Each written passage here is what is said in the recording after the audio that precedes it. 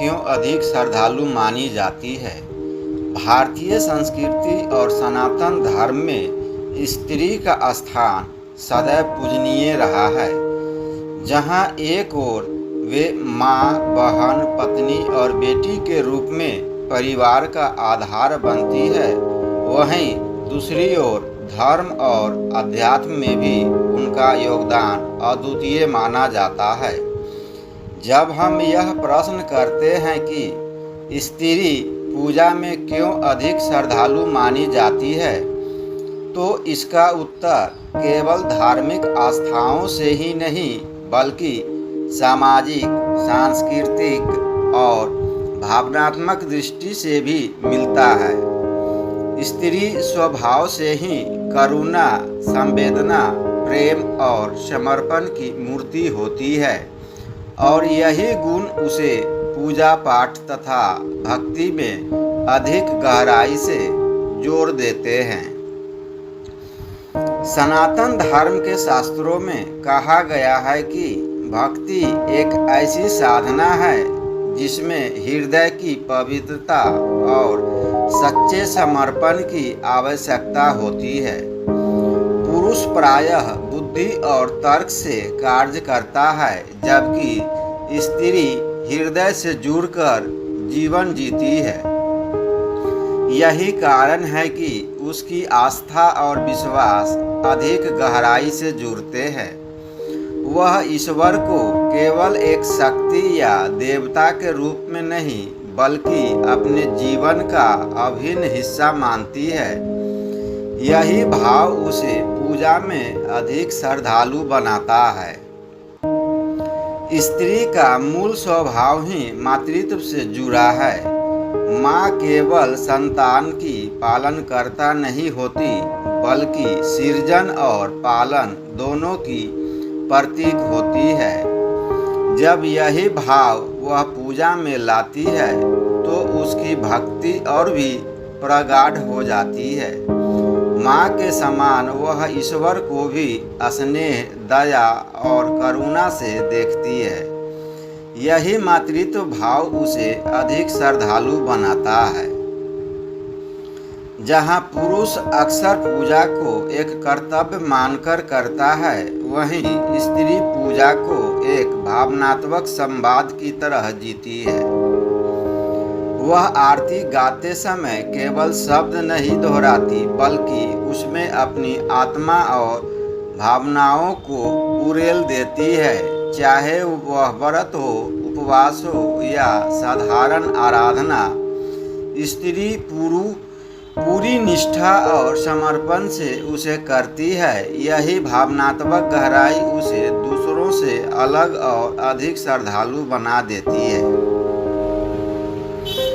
भारतीय परिवारों में धार्मिक संस्कारों और परंपराओं को पीढ़ी दर पीढ़ी आगे बढ़ाने का प्रायः कार्य स्त्रियां ही करती है।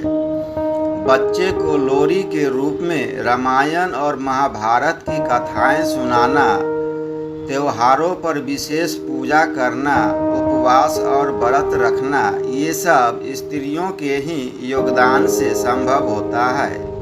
इस प्रकार वे परिवार और समाज में श्रद्धा का वातावरण निर्मित करती है। जब स्वयं वे इतनी गहराई से धर्म में रची बसी होती है तो स्वाभाविक है कि उन्हें पूजा में अधिक श्रद्धालु माना जाएगा। धार्मिक दृष्टि से भक्ति का मूल आधार त्याग और धैर्य माना गया है। स्त्री जीवन में स्वाभाविक रूप से दोनों गुण विद्यमान होते हैं। वह परिवार के लिए अपने सुखों का त्याग करती है, कठिनाइयों में धैर्य रखती है और विपरीत परिस्थितियों में भी घर को संभालती है। यही त्याग और धैर्य पूजा और भक्ति में भी झलकते हैं। वह छोटी सी दीपावली की पूजा से लेकर कठिन व्रतों तक में बिना थके अपना समर्पण देती है।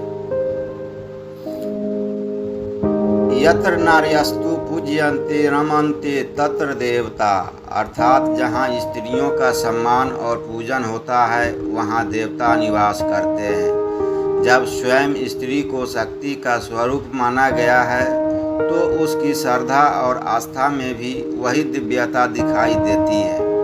नवरात्रि में देवी के 9 रूपों की पूजा का भाव यही है कि स्त्री केवल समाज में ही नहीं बल्कि आध्यात्मिक क्षेत्र में भी सर्वोच्च स्थान रखती है।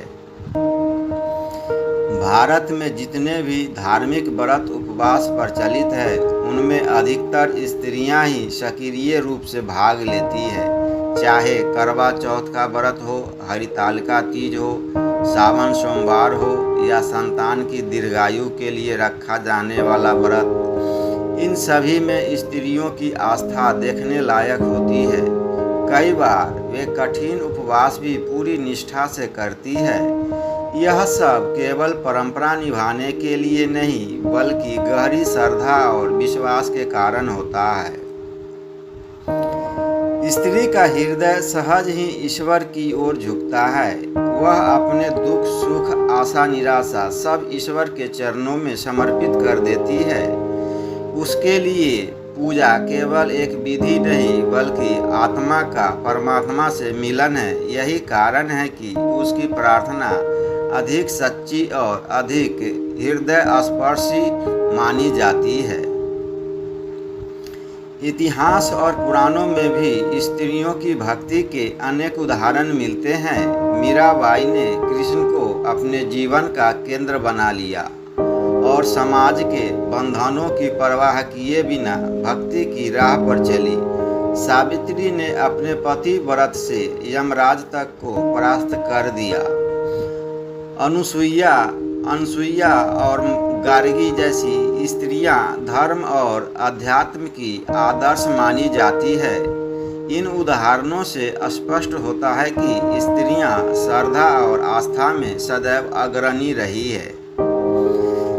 स्त्री पूजा में अधिक श्रद्धालु इसलिए मानी जाती है क्योंकि उसका स्वभाव ही समर्पण, करुणा और भावनात्मक गहराई से भरा होता है। वह ईश्वर को केवल शक्ति के रूप में नहीं बल्कि अपने जीवन का साथी, रक्षक और आधार मानती है। परिवार और समाज में धार्मिक संस्कारों को जीवित रखने की जिम्मेदारी भी अधिकतर स्त्रियां पर ही होती है। यही कारण है कि इतिहास से लेकर आज तक स्त्रियां पूजा और भक्ति में विशेष रूप से श्रद्धालु मानी जाती है। वास्तव में स्त्री केवल पूजक ही नहीं बल्कि स्वयं शक्ति का प्रतीक है। जब वह श्रद्धा और आस्था से पूजा करती है तो उसकी भक्ति की गूंज केवल मंदिर तक सीमित नहीं रहती बल्कि पूरे परिवार और समाज को आलोकित कर देती है।